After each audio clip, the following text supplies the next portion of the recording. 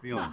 All right, well, since we brought this shit out, I was trying to think which one was sounding better. I thought this was sounding pretty cool, but let's see.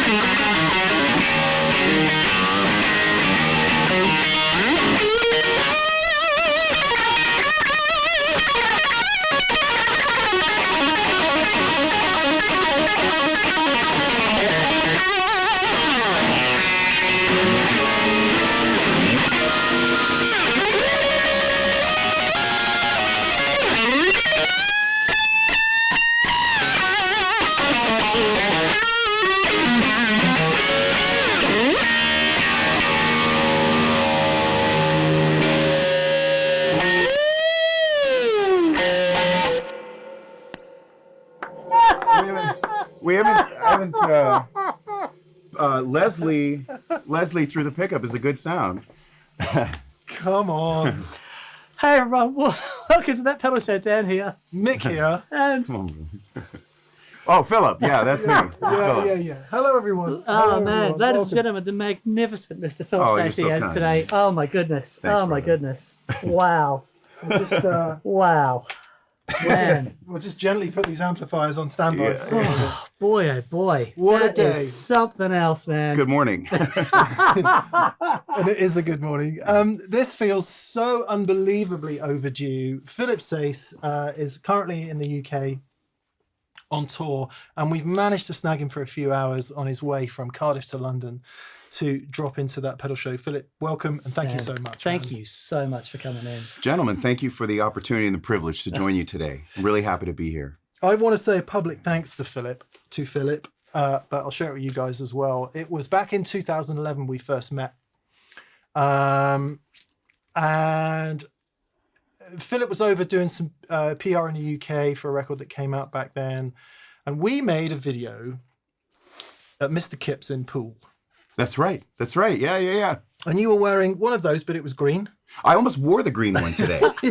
I did. That would have been hilarious. I still have that same one. Yeah. And it was important for a number of reasons. And the reason I want to say thank you was it was Philip that kind of switched the light on as far as Fuzz goes. Mm-hmm. Me. So we'll get into that a bit today. But also, it was the first video I ever made on my own, aided by Catherine that day. And you were so gracious, and we went through it, and we went through the crazy rig, and I think we ended up filming for 2 hours or something. And it was a big deal in a lot of respects. And that day, you gave me this Ox Fuzz. Yeah. Which has been on and off pedal boards in all that time. It's 15 years ago, man. Wow. That's awesome. Yeah, well, we really hit it off right away. Like when we first met, I mean, we were talking like old friends. It was awesome. So as soon as we met, we just kept going. I remember that. It was really special. And I remember being exhausted on that tour, and you just gave me so much energy and light. Like man. Yeah, I remember it well. Yeah. Bless you. So, well, Bless you. That's the thank you.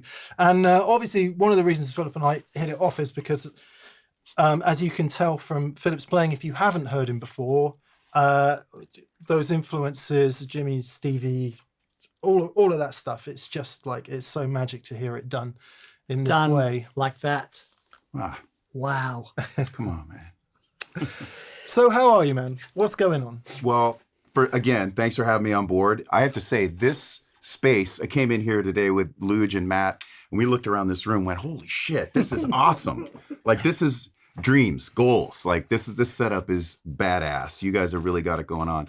It's one thing to watch it on the phone or at home, on YouTube, but to be in here, the vibe is just on point. You guys just got it going on. And it's like a tone museum in here. Like, everywhere I look, there's something juicy. Yeah. And I am getting a bit old. Come on, man. No, but come on. But seriously, this is an inspiring room to sit in, and it's also fun because I watch you guys on my phone or at home or whatever. So it's fun to be here in the room with you, and so thanks for having me. Dude, amazing. But yeah, it was a late night last night in Cardiff. And we all came out of there just like wheezing and like, oh man, it was a great turnout, very beautiful crowd, and a privilege to play in Wales because I was born there. Yeah. And so people were really You kind were of... born in Wales. I was born in Wales, yeah. No way. Yeah. And Wow. so they really came out to let me know that, hey, Welsh pride. It was a good vibe. And so yeah, we had a super fun time, but definitely need some electrolytes today or Sure. something. Yeah. Okay, lots to get through today. We're going to have a look at the pedalboard and gigs in new album, the live album, and you're working on another studio record that'll be out soon. Thanks, yeah. First thing though, I haven't seen you live before. Okay. I've watched the videos and heard the albums, but I've never been in a room with you doing your thing. Okay. It is quite simply unbelievable. Oh, gosh. Right? Okay, where do I send the check? That was very nice. No, Thank but- you, sir. One thing that hits me, and whenever I hear guys who play with volume, but with absolute clarity and purpose, and is the energy. Oh, And how you do that for hours every night and then tour. yeah. Because it hits different at that volume. Yeah. You know, where is this energy? How do you keep that going? Well, that's so kind of you to say, and I really appreciate that. Thank you, really, thank you. And I'm just trying the best that I can. You know, I'm a student of music. I feel very grateful. We were talking a little bit off camera before about some guitar heroes, people like Dick Dale that you had seen and spent time with, and Albert Collins that I got to see once as a kid, and also certainly the time I spent with Jeff Healey. And the common thread between these guys is that it wasn't, you know, that it's not like something you just learn out of a book. Yeah. They were committed, they were in it, and they were 100% playing from the heart, from the soul. And in some ways, it wasn't coming from here. It was coming from somewhere up here that is way beyond anything that you can learn in a book. And so I'm just digging deep to get out of my head and get into my heart as much as I can. I'm a student of music. I love it. Every time I hear a recording, maybe that I've heard my whole life, or something new that gets me excited, I just want to absorb it. I want to take it in. And so to have the opportunity to play music in my lifetime is a privilege. So I'm just gonna let it all hang out. Yeah, it is beautiful hearing you play, because you can. Some people when they play, you hear people's emotions. You can hear someone when they're angry. You can hear someone when they're thoughtful. You play like you love this. I do. You know what I mean? And Thanks, it's just man. That's awesome, dude. And everyone in a 10-block radius is going to hear that love and feel the love. Feel the love, baby. It's a different thing playing like that. Well, I'm committed to it, and that everybody that I hear, whether they're someone new on the scene or somebody that maybe is not in this world anymore, that gets me excited. Whether it's like Elmore James or someone like Kingfish, or you know the whole span of these players or singers. That's what turns me on, and that's where I'm coming from. And that's just really, I don't know how to do it any other way. Yeah. If it was, you know, there's like a joke that's like, how do you get a guitar player to turn down? It's like, put the sheet music in front of them, you know, bring out the music stand. And that's true. If you did that for me, I would be turning down, because I just don't, I played piano for a really long time, classical piano. Wow. And it was always lessons and theory, and it took the fun out of it for me. And with guitar, it was like, you know, fuck, I can do anything I want. Like, cool. Like, turn that up. It sounds broken. Cool. Let's do more of that. And that's really like, just be free in it and just have fun. And I'm just trying to find something new every time I play. And again, like I said, I'm a student, and I just want to keep learning. You know, we're only here for a short time in this world. Yeah, and so, absolutely. You know, it's not about necessarily even like trying to get something perfect. It's about just trying to get deeper in here. And it's like, wow, I never felt that before. Yeah. Cool. Yeah. You know, that's really the intention. It is that thing with the players that we love. And lots of people, you know, can play the notes, but when you hear a great artist, such as yourself, thanks, you man. can't make that sound unless it's from here. You know what I mean? It can't just be, I know these notes, therefore I'm going to play these notes. It's like that sound doesn't happen unless there's some sort of internal inspiration thing happening. I think so, Yeah. and I think everybody's different, like Yeah, to each their own, completely. and everybody has their, and Because we're playing the same notes. Everyone's playing the same notes. But, Right.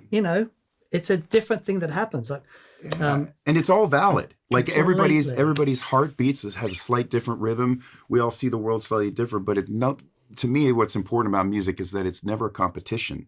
It's never about like, oh, so-and-so's better than so-and-so. Yeah, like, yeah, of how do you quantify like somebody's emotions over somebody else's emotions? No.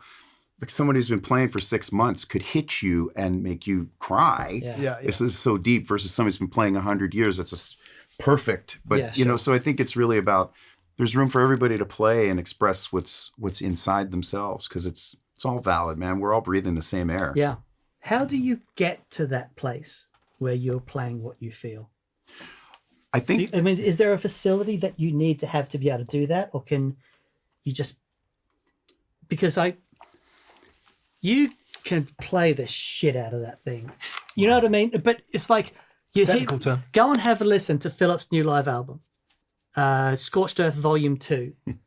And it's like, at the end of listening to it, I am exhausted. is that a good thing? No, it is a good thing. But it's like, because you take us on that journey and it's like, it's amazing. It is. But getting to that place, you obviously have this incredible facility under your fingers to be able to do what you do. But it hits with emotion. Thanks, man. How do you get to that place where the emotion is happening? You know what? And thank you. That's beautiful. And I really think it's about being willing to be vulnerable in your expression. That's beautiful. And really, willing to be open and get in touch with the things that are going on inside of oneself. And I can't speak for anybody else, but for me, whether that's some trauma that I've lived through, difficult experiences, but also really great and joyous experiences and everything in between, and trying to paint with those colors. And so if on a particular day I'm feeling, not happy, or I'm sad about something, or frustrated, that's going to come through in the playing.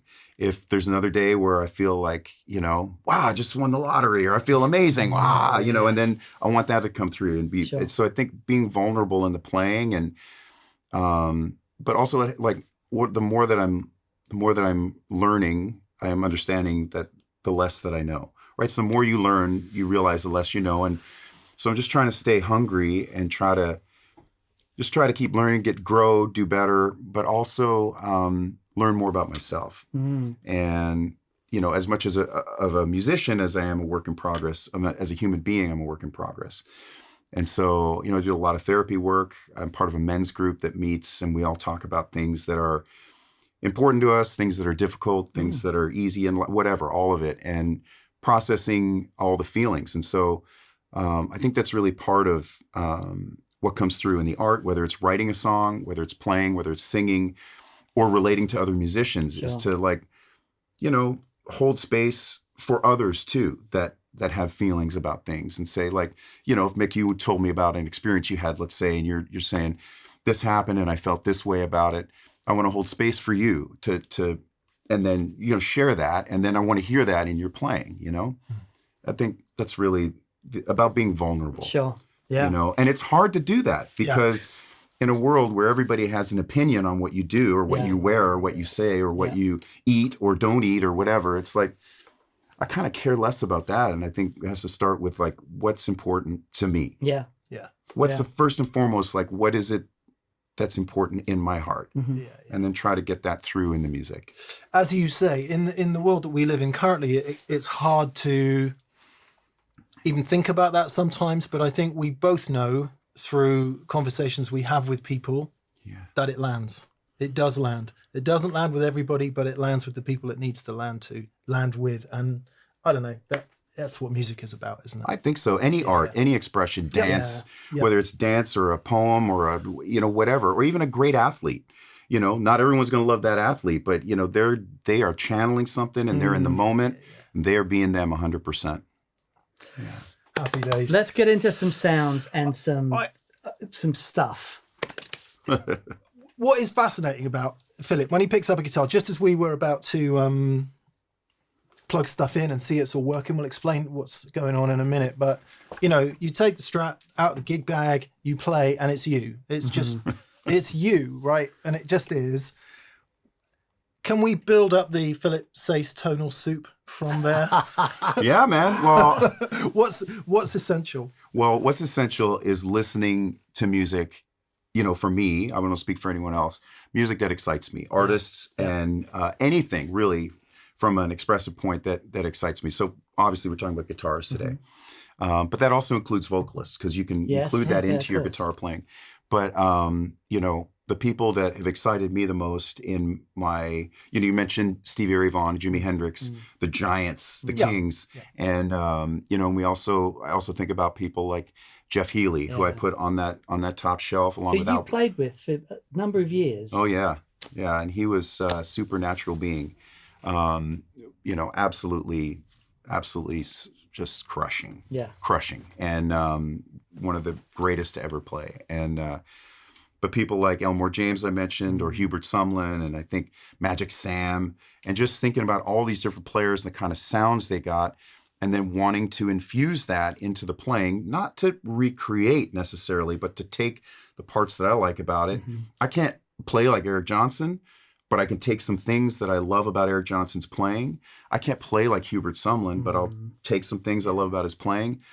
And then just bits and pieces and put it together, and then what I'm feeling and what feels comfortable to me. And then that's, you know, really how I think it has to come out. Like for any of us, we take the things. You hear Mark Knopfler playing, like, oh my gosh, I love that. How do I get a little bit of that flavor in here? And then that's how like a chef would work. Oh, I got a little piece of this, a little piece of this. And then so put it recognizing together. the things that land with you. Yeah. And you'll get that in somehow and find where to put them. Yeah, and also realizing, like, I can't play like Brian May, but I love hearing Brian May. And so, okay, well, that's a little Brian May thing I want to try to put in here and then just put a spin on it in my own way. So, yeah, I think not necessarily trying to completely emulate, but take as much as I can that I like. And, I mean, shit, if you know, if I could get closer to these guys, I would. But I can't because I can't, you know. But then you become yourself, don't you? You're the sum. I hope so. You're the sum of your influences, and the sum is more than the parts. And once you emerge, totally. And you know, any great player that I've ever been around has sort of. I think we've had conversations. I'm sure you guys feel the same way as well. Like that, you know, you take all the pieces, the stew of all the people that turn you on, and it comes out as you. Yeah, you know. 100%. But at some point, you have to make that louder. Yeah, that's right. You just turn that shit up. Because Philip's on tour, he's got his, this is a Cougar 50 watt? That's right, Tommy Cougar. Yeah. So we brought that in on a cab with a couple of EVs in. From our friends at Pedal Pond. Yeah. Hey, guys. Thank you, guys. And just for shits and giggles, Dan has borrowed the Vibratone from Matt Schofield. So thank you, Matt. We know, as a longtime fan of rotating speakers, we brought that in as well. And that's going off my 2-rock just to cover the amps thing off. And then in the front, can we talk about these? Because these are, not only are these original Cesar Diaz pedals, but these are Diaz pedals that he made. You knew him. You knew him, and he made them in front of you. Yeah. It was. It's important to talk about, you know, like we were talking about some of our heroes just now, as the musicians. It's important to talk about Cesar Diaz and make sure that people understand the importance of his contributions to tone, and his son Alex is continuing the Diaz lineage now. He's started building some pedals. He's got access to all of his dad's schematics, so he's slowly starting to work on things. He's getting them out there, and but I had the experience. You know, I was working with Jeff Healey, and Jeff had this enormous sound when he played. It was like being in a lion's cage, like or being next to a lion. And going like, what am I going to do here? I had my I got a little amp here, and I'm going to. You couldn't hear it, and Jeff would play, and then I'd play, and it was like this tiny little sound. And so I called Cesar Diaz at the time, Vintage Guitar Magazine. You could just look in, and I called him up, and I talked to him, and he was a true gentleman. Taught me so much, and I was in Toronto where I grew up, and I drove down to the Poconos where he lived in Pennsylvania, brought some amps. And I stayed there. I slept on his couch, and his family, you know, we made me breakfast, and we hung out. And Cesar was just so nice to me. And So I kind of worked with him a little bit for a few years, and obviously Cesar, for anyone that doesn't know, worked with Stevie Ray Vaughan. He worked with Keith Richards. He worked with Eric Clapton. He worked with really the who's who of guitar players in helping them shape their sound. And so I was with him. He did a few amps for me, which I still have some of those, and they're unbelievable. And these pedals, I remember we were sitting in his workshop, and he had just done a super reverb for me, and I was playing it, and he goes, and I had brought a vintage Fuzz face, and I'm like, man, this is the one. This is the one. And he goes, all right, hold on then. And he pulled out a bag of parts. It was like this big, and he whipped this pedal together for me. He's like measuring to get the right ones. And he goes, all right, plug that in. And I stepped on the Fuzz. I was like, oh, shit. And he goes, yeah, throw that old Fuzz face in the garbage. And it was a 68, silicon Fuzz face that I thought was, and Cesar he wasn't precious about any of that. Okay. He was just like, whatever, man. And so he built this square face, which I've had ever since. And this Texas Ranger, he built on the spot too. He was kind of sitting there and I guess sort of analyzed, like listening to what I was playing and what I was going for. And so he built these two pedals, and I've got some other ones at home too by him, but I'm grateful. He taught me so much in a short amount of time, and sadly, he was sick. He passed away, but he was a true like genius of sound design and tones, and he's a killer player too. I didn't know that. Yeah, he's a killer. He had wicked hands. Like when he played, it's like Wow. Let's hear him then. All right. Should we turn everything on, or just the Cougar? What do you think? Let's turn it all on. I mean, we're here, right? Come on. There is a little bit of background noise because Philip plays confidently loudly, which we love. But because we're in the studio, so we're going to turn the amps on and off as we go. But anyway. But it's only 50 watts, so it's not. It couldn't be that loud. Yeah, right. 50 into 2 EVs. That's a different equation. That's all right. It's a little bit loud, but I mean, we'll just kind of. I don't know. Should I like? You can give me directions. Yeah, sure. Like. And these settings change all the time during any show, so I don't just leave it usually at one setting. But with the square face, if we want to turn it on, it'll be loud. But it's There it is. There it is.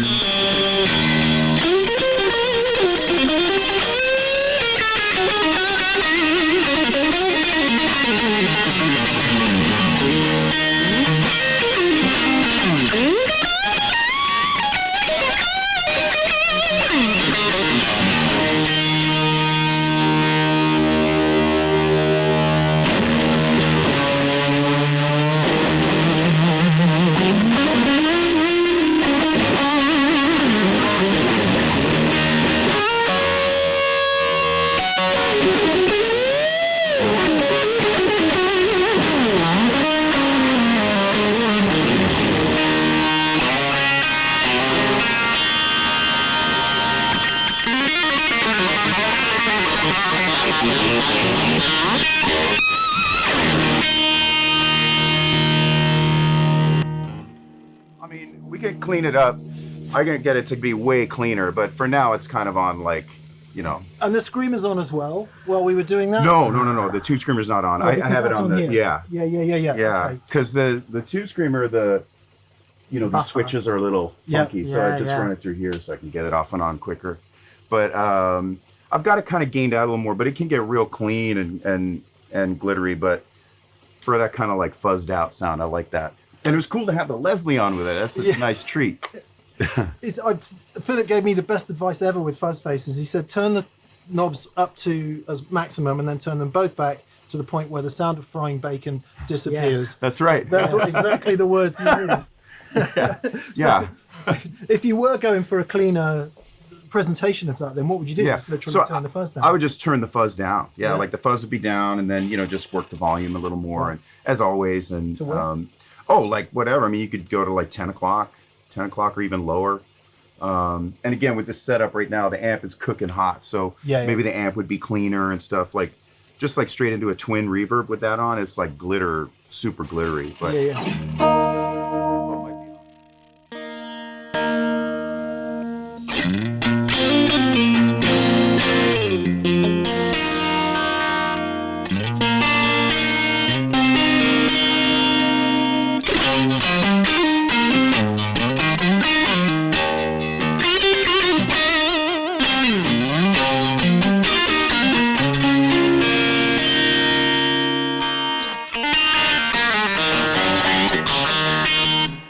Just a little bit kind of, it's a little cleaner, a little more glittery.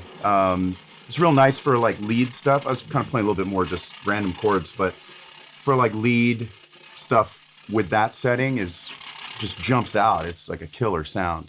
I think it's like if you are going for some of that post Stevie Ray kind of thing, oftentimes I hear people doing it and they stick a tube screamer on and all the top's just gone, like all the treble is gone. And you forget how much high end there needs to be in that sound in order for it to be the right thing and to cut, especially with the Strat. I agree with you 100%. It's like, I learned that like next to Jeff when he played. Right. It was very full bodied. It wasn't muted on the top, but it wasn't shrill.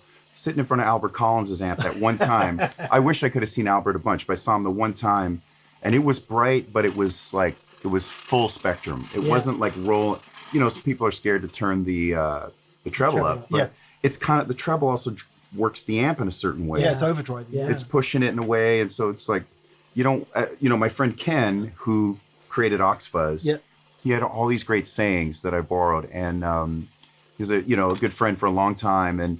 And Ken used to call it hot needles. And he would say, you don't want hot needles in your ears. Right. Yeah, Ken, he's a great dude. But that's exactly right. You don't want the hot needles. You want just the right amount of, don't be afraid of the treble, but don't also, And it kind of has to be overdriving, isn't it? It's not dissimilar to the AC30 thing. Yeah. It needs to be overdriving, otherwise that's when you get the hot needles. Hot needles. What about Texas Ranger then? Take us through this, because I don't fully understand what it is. So the Texas Ranger, as far as my understanding, is Cesar's, his sort of interpretation of the Dallas Rangemaster, which was a treble booster. Yeah.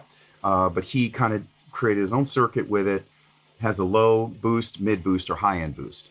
Okay. And so the low is a lot like a really cool sounding fuzz. Mm-hmm. The mid is a little closer to an overdrive, and the high, more jangly on the top end. But this one in particular doesn't sound like any other one that I've heard. And it was when I was sitting there, he did some shit to it. So, but it sometimes it kind of blows the tube screamer out of the water. It depends on the room, just what it sounds like. And sometimes the tube screamer sounds just like. So perfect. Is it an either or thing, or do you lot of times. stack it? Okay. A lot of times I don't stack those, but a lot of times it's either or. Certain songs I might like better with the Texas Ranger. And it does a similar thing like with the Square Face, where when you roll your volume back, it cleans up. Yeah. But the low setting is crazy on that pedal. It's like, it kind of, Cesar actually said to me at one point, he's like, we've got the Texas Ranger. I don't know if you even need a Square Face, because it just got everything you need in that pedal. And so it was cool. Let's hear it. Yeah. It's cool. And again, like, it depends on all, right now we're just going one setup, cranked amp. It is odd. Like, Philip's life is out there playing shows to humans in a band, and for us to be sat here going, hey, what does that do? It's kind of, what does that button do? I don't even know. Sometimes I don't know. I don't know. But so when I have it on the low setting, I usually turn this volume up so it's a little, but for the mid setting, I'll have it about there. That's at least where Cesar said you want it there. But for the low. But this I'll put it, roll it back a little bit and something like that. Let's see what happens today. Again, they're different every day, but.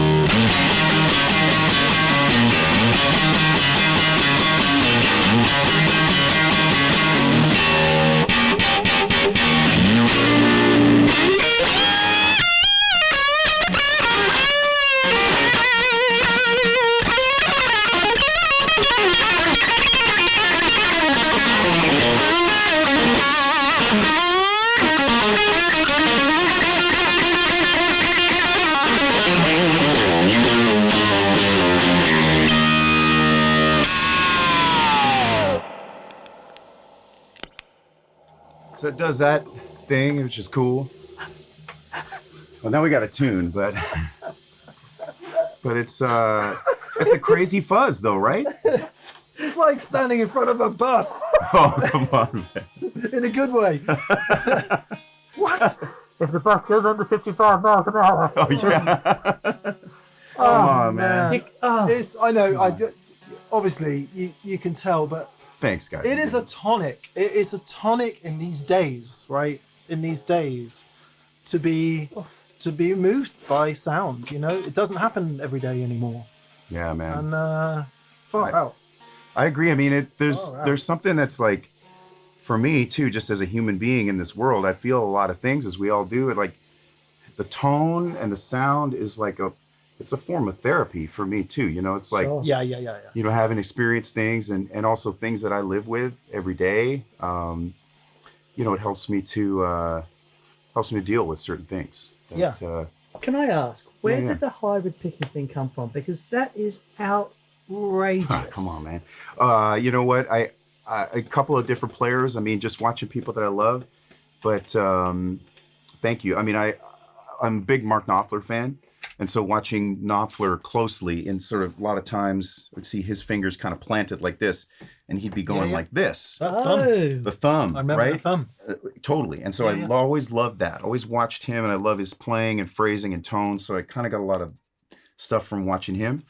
And certainly watching Stevie Ray Vaughan, who used pick and fingers a lot of times in some of his I mean, he did it all, but in some of his phrasing, he would use some fingers in it. And so just kind of listening and learning, and amongst other players, watching different, you know, country players and things that incorporate them. A lot of times I'll put fake nails on these two fingers, and I like to use them both. Today I only have it on my bird finger, but yeah, I mean, we were talking about like Josh Smith earlier. I've seen Josh do stuff where he's got like cool pick and fingers thing. Just so many great players. Greg Koch, we were talking about too. I love Greg's playing, but you know, all kinds of players.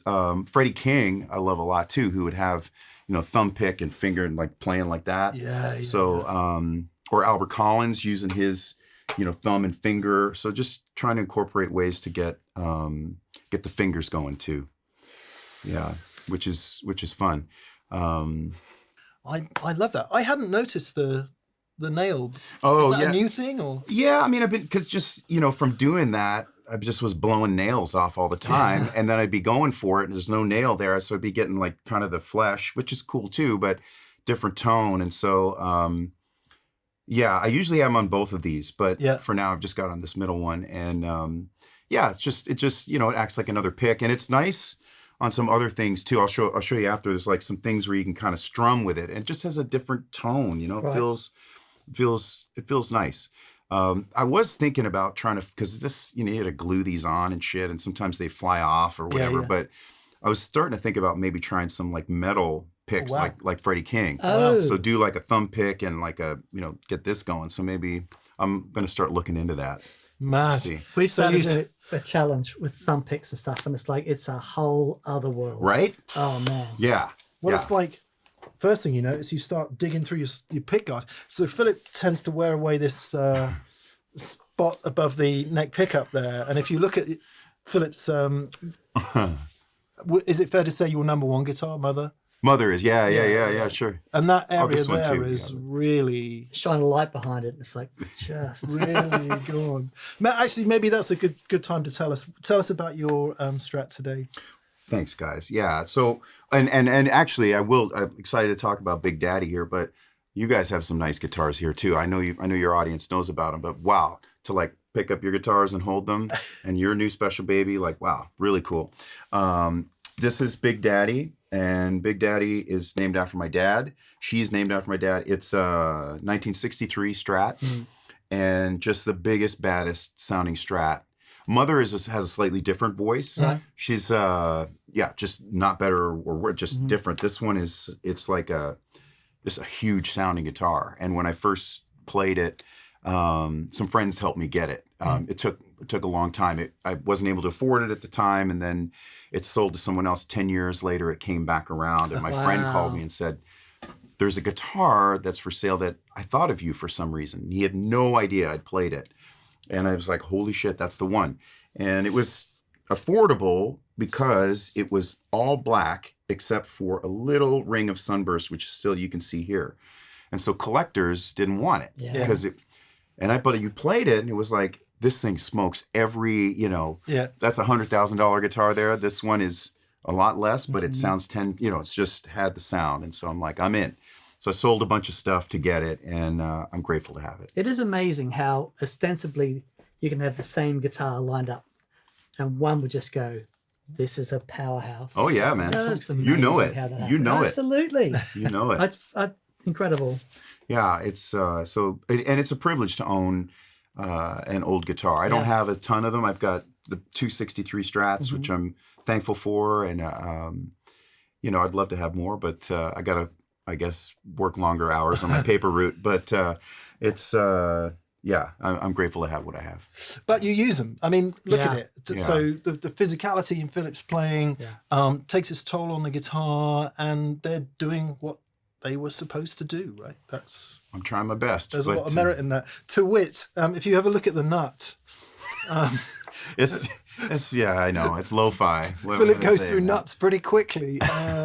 Again, given the physicality in the playing. So, are they bits of plastic in there just to widen the slots a bit? So the nuts, we were talking about it before. Yeah, the nuts. This nut wears out like every 6 to 8 months just from playing and whatever. And these are actually.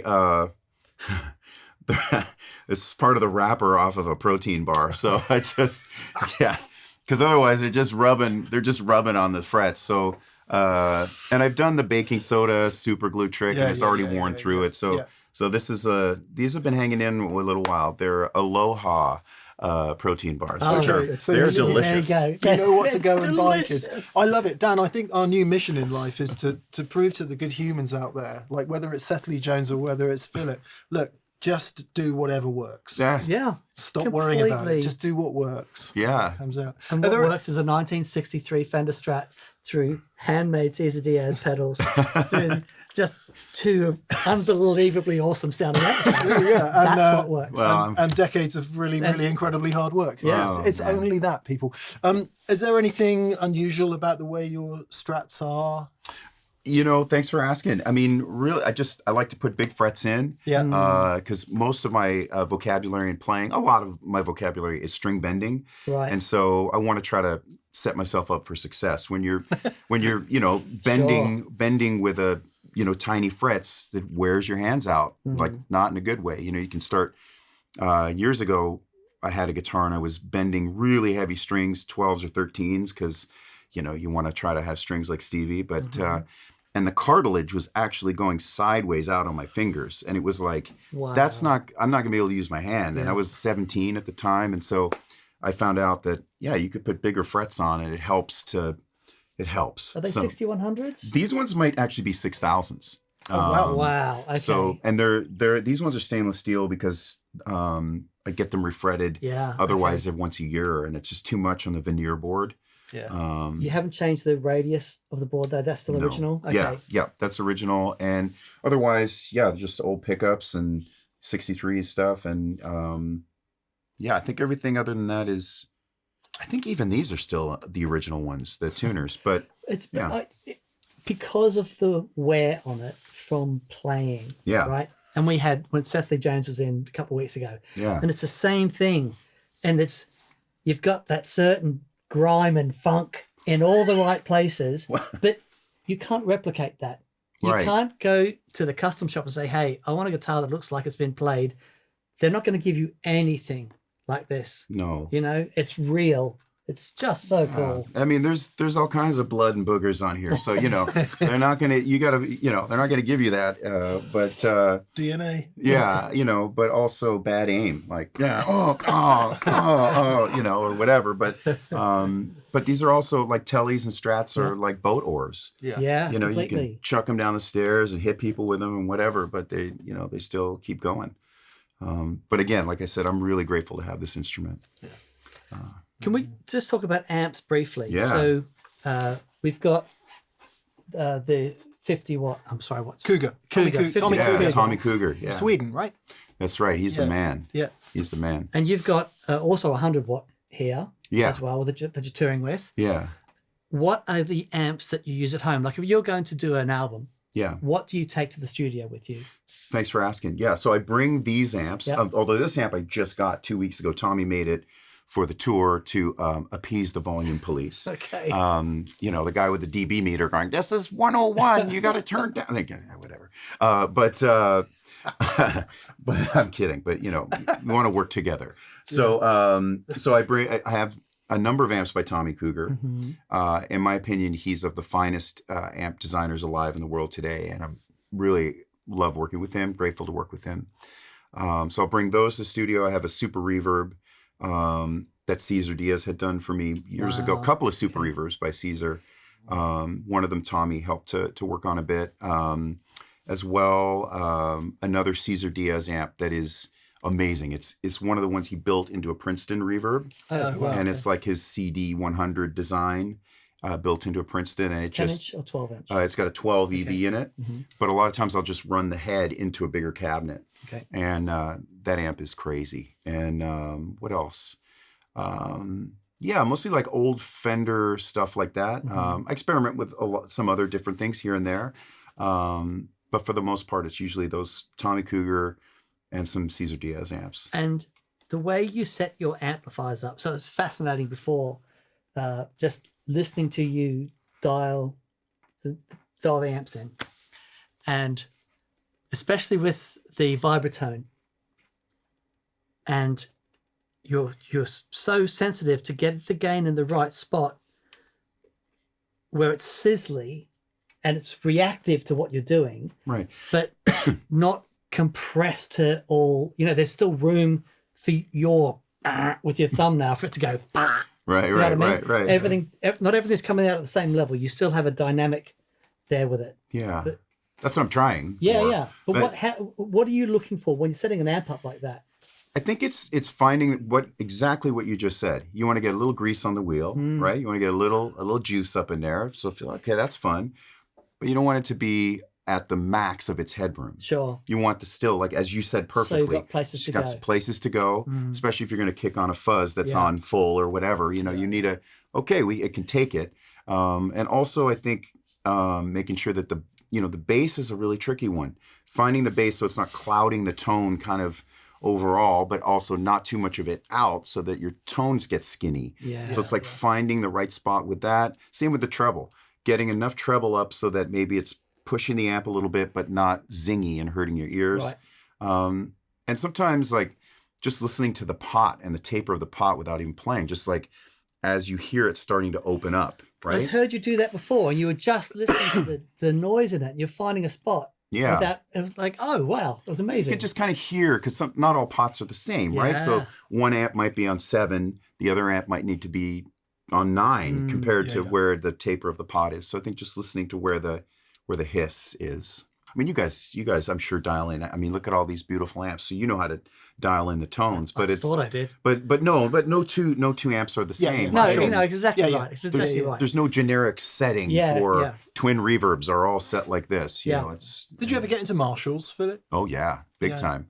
I used to have. I had a Marshall Major for a minute because I thought that would be fun. Of course, you did. but it was too fucking loud. Man. It was like I had that on a tour with Jeff Healey. I remember I brought that out, had it through a 412, and it was louder than the whole PA. It was like it was so loud, and so I didn't keep that one for too long. And then I had a 100-watt super lead. I think it was a 1970 super lead that was amazing. It sounded so woody and just had the thing. It had the thing, but it kept blowing fuses. And so it needed some TLC, and so I ended up letting that one go. So I think those were the two Marshalls that were really standout for me. But I love Marshalls too, that when they have that headroom thing we're talking about. Yeah. We love them for the clean sounds. The clean sounds. Amazing. Totally. Yeah. I mean, and it's almost the reverse of what a lot of people think. Yeah. Like, I want to get the chunk out of it. But sometimes just that pristine, clean, the 3D depth of that, of an old Marshall, gosh. Yeah. Amazing. Yeah. I have to ask the Tube Screamer question. Yeah. Just looking at the way that you have it set, Oh, yeah. level up high, treble up high. Can we hear this, and I also want to ask you, when you would choose between the Texas Ranger Oh set yeah. like Yeah, this yeah. and the Tube Screamer. Yeah, absolutely. And so a lot of these settings change like they change all the time. Yeah. I don't have, again, like a one Yeah. sort of size fits all setting. Yeah. Depends sometimes on the room, the venue, what the Yes. sound is like. If my ears are mashed from the night before, if I can hear anything. But seriously, or the guitar. This Strat, it's a lot fuller bodied. It's very voluptuous as opposed to some other single coil guitars that I have that are maybe a little brighter. Yeah. So I might dial up the tone a little more, let's say on the Tube Screamer, but it depends, like just it's like what's happening. Yeah. And some individual Tube Screamers are brighter than Yeah, others. of course. And So this is an 80s one? this is an early 80s TS9.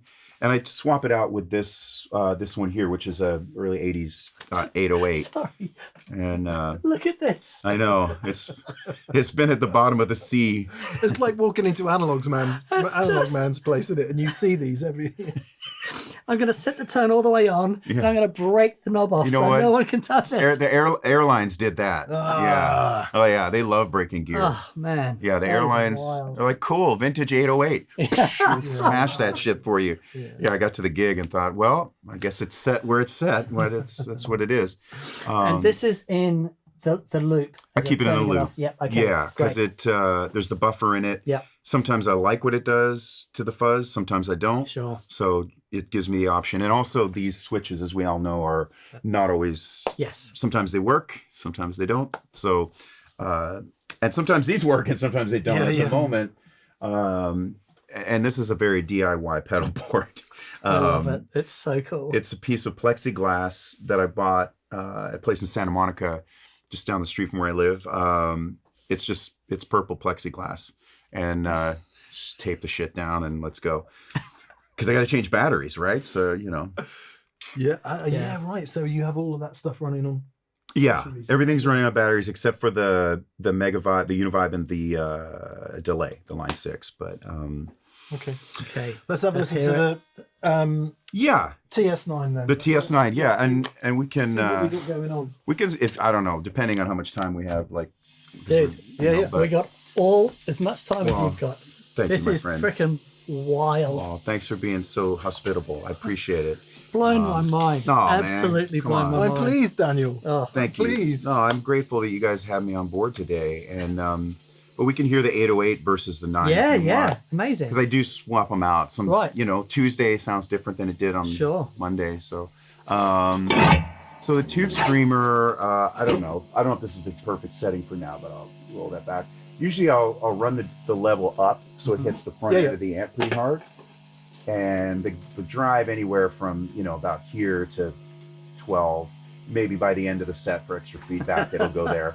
But I find that once the drive gets too high, it starts to mess with the tone, like clouds the tone. Yeah, it gets really compressy as well, doesn't I it? saw a video you guys did with, was it Scott McKeon, where you had the Tube Screamers? Could have been. And you were trying all the different ones, and did I see you guys?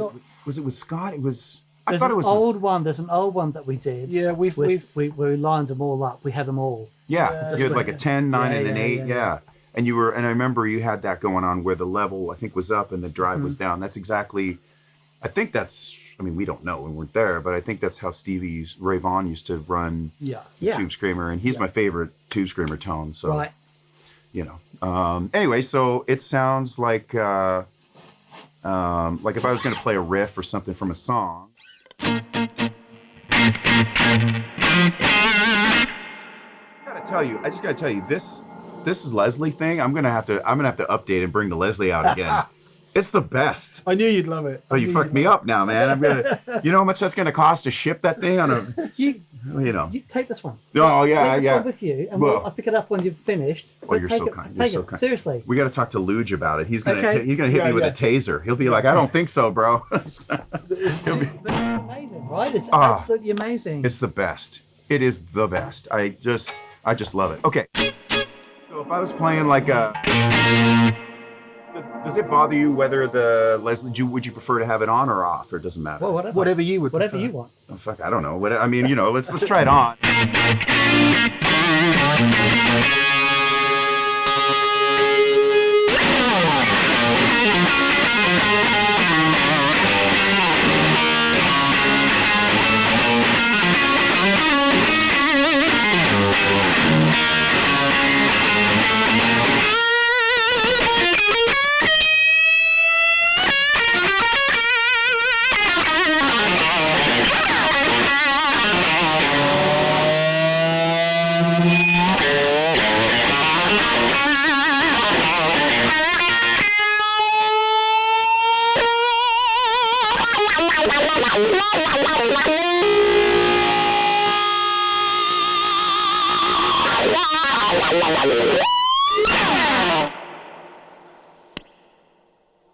So that's a tube screamer.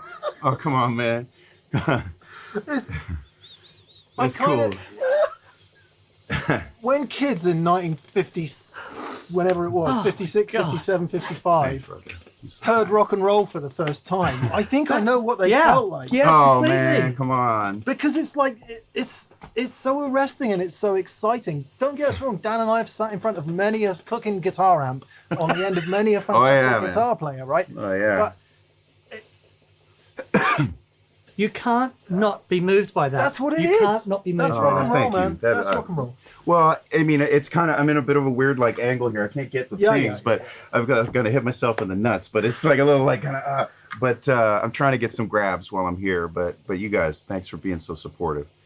But yeah, so that's like a tube screamer. It just takes what the amp is doing and kind of like just, and I've had a Klon, I've had some, Yeah. I like the Klon. It's cool. Or as my friend, I shouldn't out Ken, but Ken's the best. He called it the clown. But Ken had the best sayings. He called the tube screamer the fish screamer because he didn't like him. He's like, the fucking fish screamer. Get that shit out of here. Ken was he's really a really special dude. But, and he knows tones. I learned a lot from him. We shared a rehearsal room together before he had Ox Fuzz going. But yeah, so that's a tube screamer that gets like a bigger, wider sound. Yeah. That's how I like to set it. How does the 808 differ then? Let's swap Let's them do out, it. if you don't mind. Let's try it. Let's see. I don't know. Let's see how it sounds in here today. Let's see. It probably sounds exactly the same, but the 808's a little like, it's not quite as robust. This seems to be a little bit more wide. Let's see.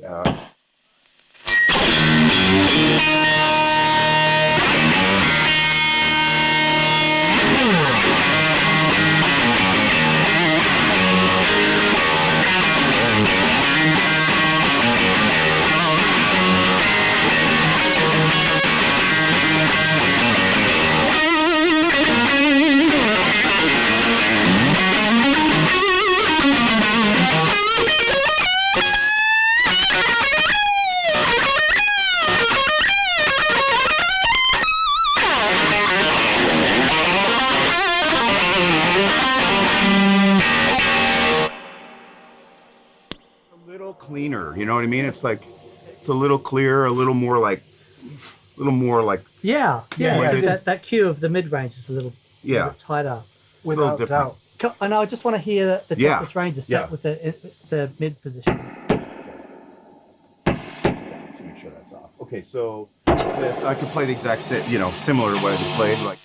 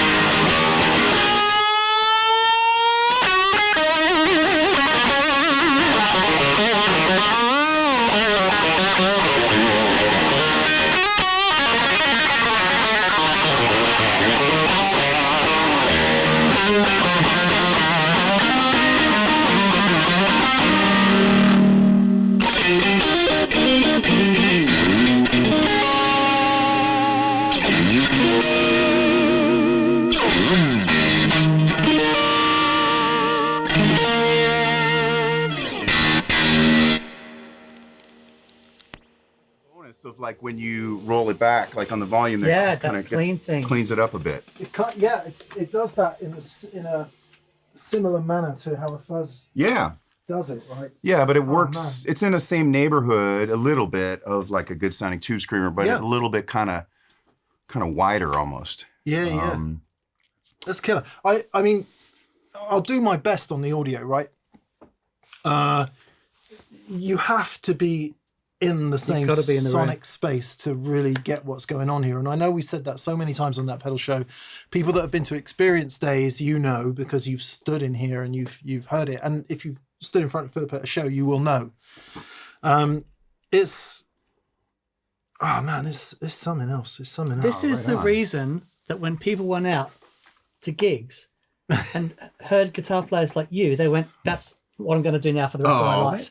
But that's the thing, because it hits so heavy. Yeah. Thanks, man. You know, and that thing you're talking about before about the emotional connection, there's definitely something about volume that helps translate that, not because it's loud, but because the scope that you've got to say something meaningful. Yeah. You know, the dynamics.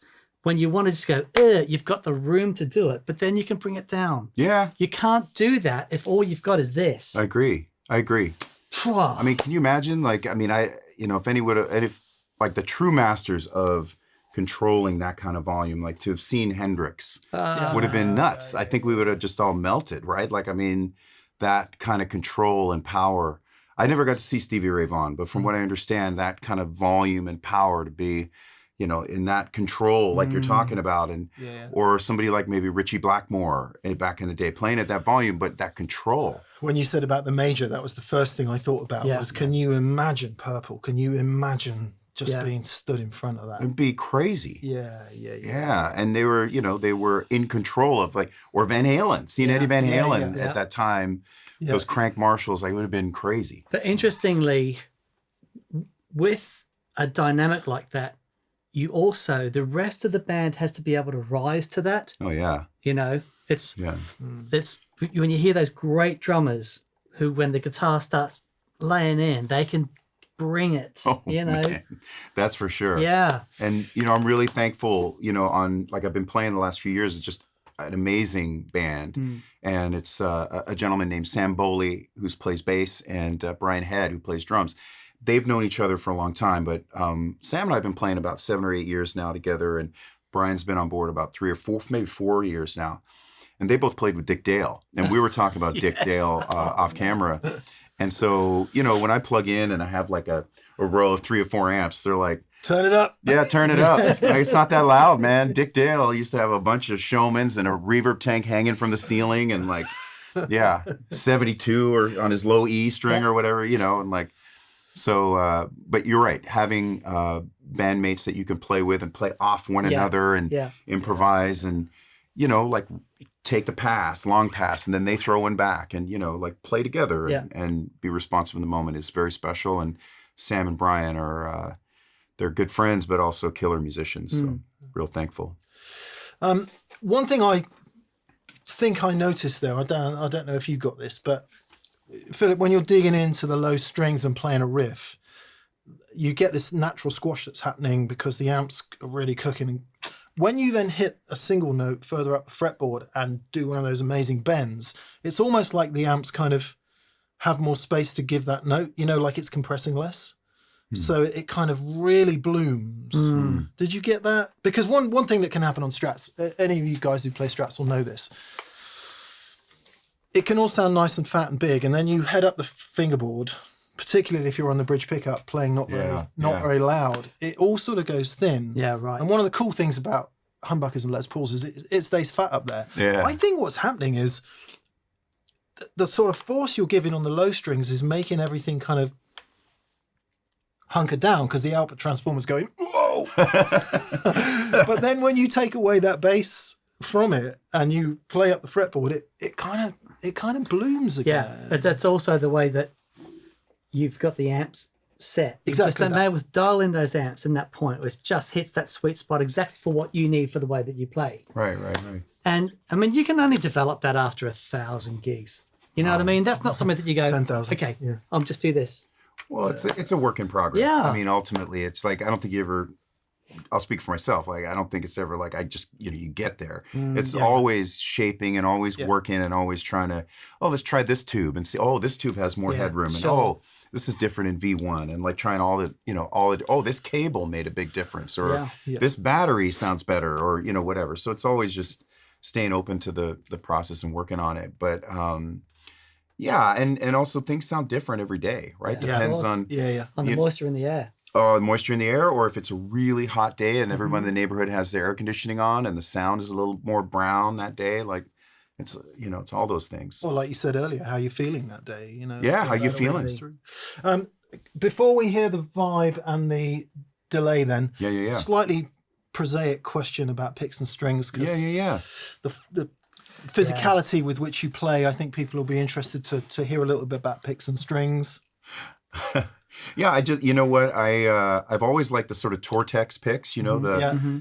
First time I was aware of what pick I wanted to use, I was watching Robert Cray play, and I love Robert Cray's playing and his singing. And I remember watching him close, and he's so strong. His hands are fucking strong. And I remember watching him closely, going, "My gosh!" And he was melting picks. After every 2 songs, he's chucking a pick and getting another one. He had the blue Tortex. And I remember running up to the stage at Massey Hall in Toronto at the end, and I grabbed a pick and I looked at it. It was all like chewed after a couple songs. I'm like, man. And so I played the blue ones for a long time. And then another player that I really loved as well, still, like Robert Cray, a guitar player from Texas named Ian Moore. And Ian was just like, just a killer player. And I remember going to see him and he's using the green ones. And so, I knew that, okay, these guys are digging in hard and I like them both. So I started playing the blue ones or the green ones. And so I've been using the green ones more. They're the .88. Yeah. Okay. And they just seem to sit real well. And that's what I've just been using ever since. So that's it. Because I think sometimes the assumption can be that to play with that much physicality, to play with that much attack to the guitar, you need a really thick heavy pick. Well, some people like the thicker pick, like the Eric Johnson style for the really fast picking and all that. And I just like these ones. It's what I've known, and it's comfortable. And strings, I've had a online tete-a-tete or two with people saying Philip plays 9s. I'm like, I don't think he does. I don't think he does. Yeah, no. But there's nothing wrong with playing 9s. No. I mean, again, like we were talking about off camera too. Like if your shoe is a size 9, then you wear a size 9. If your shoe is if you're Shaquille O'Neal and you wear a size 26 or whatever, then you wear the size 26. And so I just feel like with guitar strings, it's very much the same thing. You just play what fits you, what feels right in your hand. Yeah. And so most of the time I'll use 11 to 54, as we were talking about, like on your telly, and or I'll play 10 to 54, just depending on how many hours a day I'm playing, or if my body's saying, hey man, you know what? Maybe you don't need to lift the heaviest strings at the moment. Because I think that's really something too. There's like a real myth that the bigger the string you're playing, the more studly you are. And I think that's bullshit. I think your tone comes from your soul, your heart, your intention, the miles you have under your feet in your life. I don't think anyone's going to say Billy Gibbons doesn't have huge tone, right? Yeah, or Brian May or any player. Yeah. Eddie Van Halen. I mean, are you kidding me? So I think it's just, you just play what fits you. You wear the clothes that fit you. And same with guitar strings. So yeah, usually 1154, 1054 on acoustic, heavier. Yeah.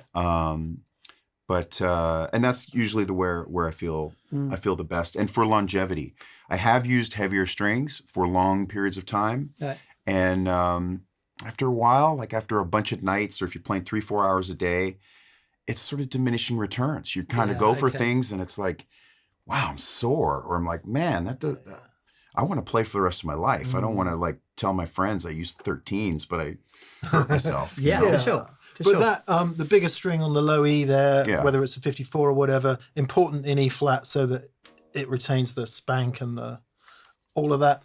Yeah, I think so. I mean, I've always just been used to that. I used to use up to like a 59 for the longest time on the low E, and just now I'm using a 54. It feels good, and it's got enough chunk, but it just feels right at this time. Maybe another time I want to play lighter. Maybe I want to play heavier. I don't know. But I think just listening to your body, I'm sure you guys can attest to that. Oh, absolutely. That's the most important thing. Yeah.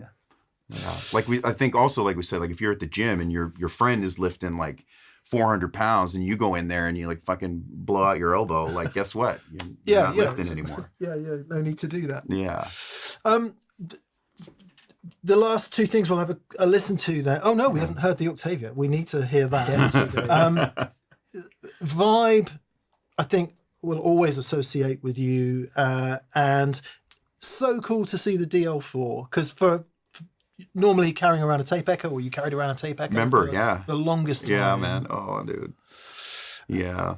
Tell us about the DL4 then, because it looks like it's seen some life as well. Yeah, I mean, it's definitely, I'm grateful it still works. And, you know, I got it to replace the EP3, the Echoplex I was traveling with, I think probably when we met. Yeah. And the tapes just kept getting chewed up. Yeah. Like sitting in a vehicle like this or on a plane, and then you get there and they're just not happy.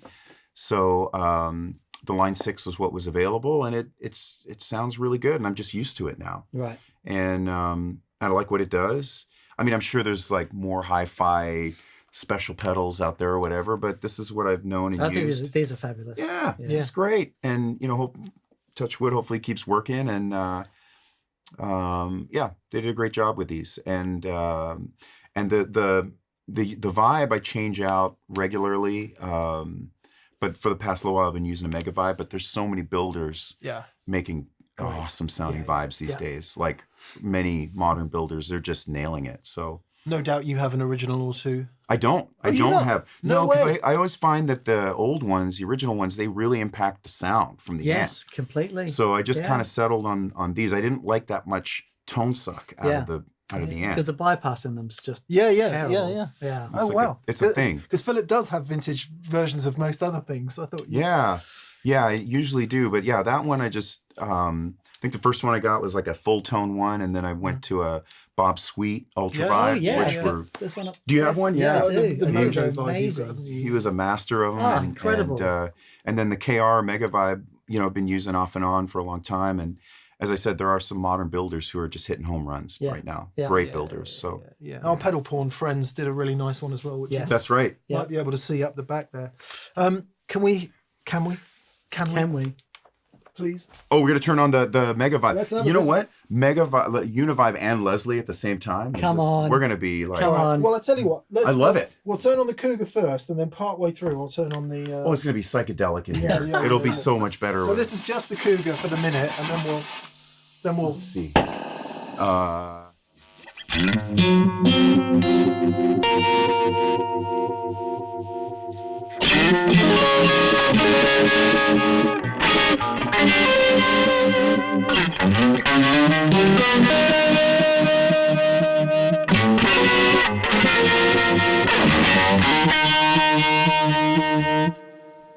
know? Yeah, let's get this baby going. All right, with Leslie.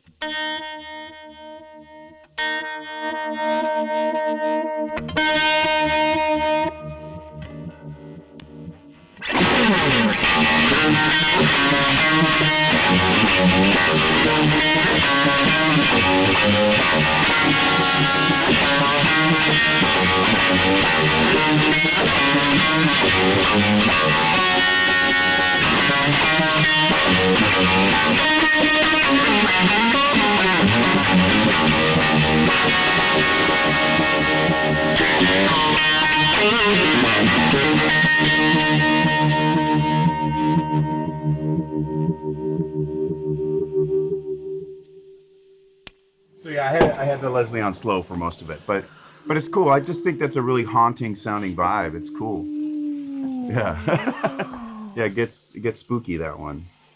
And in terms of the delay, then is it you always to replicate that EP3 kind of thing, or do you use it for other things? More or less, yeah. I just use it for that, and then there's like a couple other. I have like a slap on this one here, where it's kind of like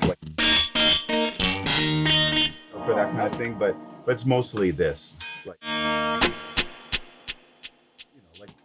ish, Echoplex-ish type thing. So that's usually where I like to leave it. And the Octavia then? So the Octavia is just it's like a recreation of one of the Hendrix ones, I think, that the Dunlop company made, and I've had it, I don't for many years. It was sitting in a drawer, and I pulled it out, and I was like, oh yeah, that sounds pretty good too. But I've been using different ones off and on for a long time, and this one came out for this tour, so I like it. Sounds really good. Yeah. Can we hear it? Yeah, let's do it. So it's like a like a.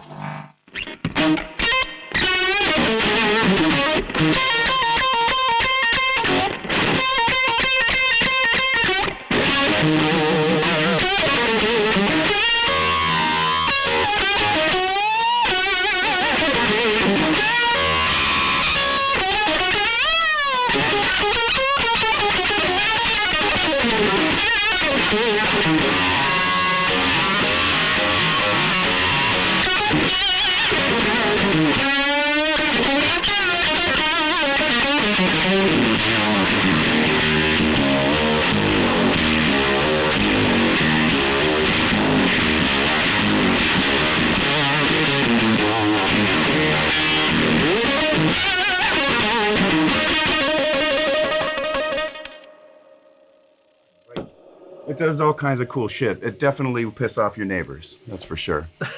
Now you know where I got it from. That's exactly where I got it from. Come on. Bloody hell. Yeah, it's not bad, right? Like No, it sounds they're cool. They did a good very job. cool. Yeah. When I just to nerd out for just a bit more nerding out. Yeah. You and I hear this on your live album as well. And just being in the room and seeing you do it. When you play a fast phrase, right? Mm-hmm. And you've got this swing, but when you play a phrase that has a certain number of notes, it is so freaking in time, and you can hear the definition of every note. There's nothing sloppy. It's like the best thing, the only way I can really put it is like Hendrix meets Eric Johnson. Oh, I wish, but that's huge. But you know what I mean? That those you'll have a flurry of notes in this incredible tempo that are just perfect, but without losing that swing. I mean, did you work on that? Oh man, or did it just come out? That's beautiful. Thank you for saying that. And it's a work in progress. I'm just working on it every day, man. That's just it. I mean, you know. But will you work on fast runs? Or yeah. I think I mean, right now I'm feeling a little squishy after last night's gig, okay. but I think ultimately in a perfect state, you know, I think just trying to always work on it, trying to make it cleaner, listen back to things. I mean, I'm sure I'll hear this back and be like, oh shit. But you know, it's like watching the game tape as an athlete and just try to make it better. That's where improvement comes from. Yeah, okay. So I'm always working on it. Like always. Like I said, I'm not kidding. You bring the guitar to the shitter and just sit in there. You'll still practice hours every day. Every day. Oh, well, as many days as I can, but you know. I love that. I love that. And when I'm in the car, if I'm by myself, I'll have my Seth Riggs vocal exercises on and just make all the, you know, do that and just, what else am I doing? Yeah. I think, and that's part of the thing too, like not to be like out of touch, but I find like so much like scrolling, I'm like, what a waste of time. Yeah. Like sometimes, you know, sometimes you want to see a panda bear hugging a kitten or whatever. That's cool. But like, or whatever, you see a cool post of someone you like, but otherwise just like, I could be working on some shit right now. I heard a wonderful quote from drummer from Material Girl. Vinny? No, not Vinny. No. Oh, no. Dave Weckl? Dave Weckl. Okay. Right. And he was doing a clinic. Yeah. And someone said, how did you get so good? He said, well, whenever I'm driving in New York, there's lots of traffic jams. Yeah. He said, so I'll pull out my little rubber pad and I'll do paradiddles on the steering That's right. wheel. And everyone laughed. Yeah. And he said, what do you find? What? Yeah. He said, if you want to get good, this is what it takes. Yeah. Everywhere. And it's like, if you want to get good, this is what it takes. That level of dedication but the desire to do it in the first place. Yeah. You know what I mean? Not just to get good, but to actually play guitar and make music and express something. I just love it, man. It's and keeping it hungry and you know, it's not a competition. It's like, wow, like getting to chat with you guys today, like, and being in this room, in this space of fellow artists and guitar lovers, this is hugely inspiring to me. Oh. So like, I want to take this charge with me. And then tomorrow, like, I'm going to hold you guys close and be like, man, that was such a cool experience. Like, got to hang with these cats, and then take that and like put that into the music, and I think that's really what it's about. And just stay hungry, keep exploring, keep learning. And cause it's, I don't mean it in like a sort of like a doom way or something, but like, we only have so much time here. Yeah, and no, like, it's Yeah. absolutely. And there's such a focus on everything negative right now, and I feel like I just don't want to spend my time focusing on this or that's so negative. I want to be aware of it, but really, like, when you can just look at this room here, like grab a Mutron and get crazy, like that's where the healing is at. So Too cool. I feel so full and just Thanks, absolutely brother. Thanks, charged. It's energy. If you get the It's opportunity, energy. you need to go and see Philip live. Thank you, man. You need to be in the room with Philip doing this stuff. Wow. Thank you. That's so kind. You should tell us about the new record, Philip, before we break. There's a new, is it imminent new studio record, or is it kind of in progress? So it's in progress, like 3/4 of the way done. And, Okay. and we actually recorded a lot of it like almost a year ago. And then the opportunity to do the live stuff came up. Yeah. So we put the live album out just like a month or so ago. And the new studio stuff, I have a bunch of it ready. I like it. I want to go in and like maybe fix a few things, like sing a different melody here and play a different thing. And I mean, we haven't even touched on your singing. well, The thing is, no, but I think, we can all often say that one of the best things you can do for your guitar playing is sing. yeah. Yeah. And your vocals are, when you hear the live albums, all the songs and stuff, you've got such fabulous vocals. Thanks, man. Wow. Thank you. Well, I'm working on it. I think it's just like, again, just stay hungry and just try to keep learning and listening to people that I love and just. Have you always sung? I started out of necessity. In high school, we had a battle of the bands, and we didn't have a singer. Okay. And so I'm like, I'll do it. And then but we were playing like Black Crowes songs, which is not easy shit to sing, right? No, So no. we're doing like Black Crowes and stuff. So I did my best, and then I just started singing from there. Yeah, it was fun. Wow. It was fun. But yeah. And I will say one thing. I know you guys have been so thorough on the pedal board. The wah-wah pedal, I just will say really quickly, is like, I've always had a weird obsession with wah pedals. Mm-hmm. My friend Corey, years ago, he has a super clean Picture Clyde. He let me try it. And I've been on the hunt ever since. I had 20, 30 through the years, just sold them, kept them. This one is the one that I currently have. It's a Picture Clyde. I don't know what it is about the wah pedal, but it's like the one, Fuzz too. Fuzz and wah. Yeah. But you hear Up From the Skies, Yeah. Hendrix, and it's like, oh man, what is that sound? And so definitely a wah. If you don't know what Clyde is, by the way, it's Clyde McCoy. It was the first Vox wah-wah pedals.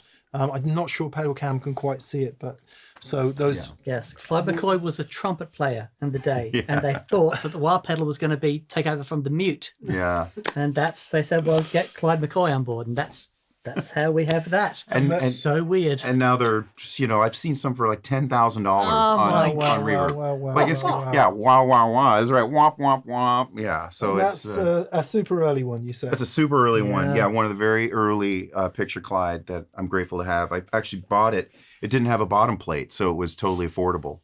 But I saw the board, and you can see by the parts that it's like maybe first couple hundred. So That's what it is. Yeah. Wow. So.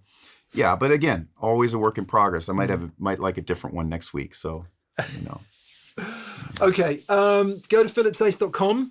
Thank you. Have I got that right? Yeah, Yeah. thanks. Check out Philip's latest releases wherever you listen to them. Even better, buy it in physical form if you possibly can anywhere. Listen to the latest live release and keep your eyes peeled next year, I guess, or later this It'll year. probably be early next year. Maybe we'll put out a single or something before. I don't know. We'll see. Just keep looking what's happening. Follow Philip on all the relevant social media Go and see Thanks, him live. guys. Go and see him live. and do all of that. We might just ask you to play us out if that would be Oh okay. man, yeah. Let's Let's do it. But I want to thank you both for the opportunity to come here and hang out. I mean, I think what you're doing is inspiring. Certainly, I shared that it inspired me today. But I know there's a lot of people watching you all around the world that you're inspiring through this as well. And sometimes I said, like, I'll just wake up first thing, and because I'm on West Coast time, you guys are doing like the live chat, and I'll just be like waking up. I'm like, oh, it's here. And then you guys are live, and I'm watching it, and I'm seeing all the people that get so excited to chat with you and the joy that you bring to people. So thank you for sharing that joy through music as well, man. Thank you, buddy. Really? Thank you. Yeah. Right. Yeah. Okay. Very full good- hearts. An Good uplifting vibes. day. Yep. What an uplifting day. Thank you, man. Yep. Thank you. Thank you. Everything we just said. Thanks for watching. Do all the stuff. Links below. I'll do my best to explain what's going on here in list form in the description. But yeah, Philip, thanks so much. Oh, guys, thank you so much. I'm And let's do it. grateful. Thank you. Let's do Cheers, it. bud. Thank you, guys. Yeah, this is so sweet. I don't know. What do we want to? What's like? What's cool to like play people out with? Like Anything. not Whatever that- you not like, that dude. sound. Not that. That's.